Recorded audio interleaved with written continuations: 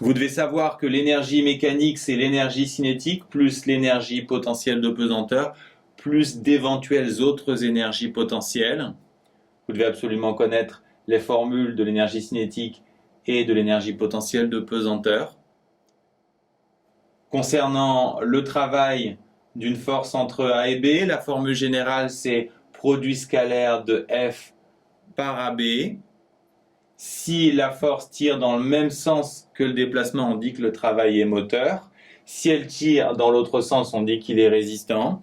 Mais la plupart du temps, on l'a vu dans les exercices, on n'applique pas cette formule. Soit on rencontre un de ces trois cas simples, soit on calcule le travail du poids, plus mgh quand on descend, moins mgh quand on monte.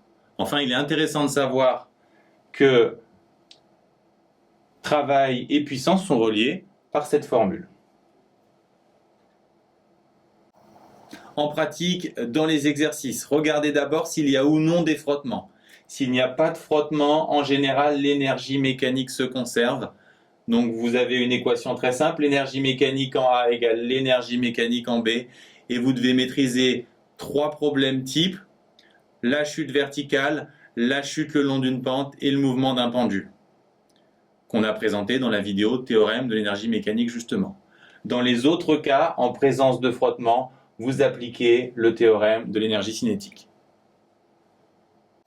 Deux exceptions. S'il y a un moteur, l'énergie mécanique ne se conserve pas, même s'il n'y a pas de frottement, donc vous appliquez le théorème de l'énergie cinétique.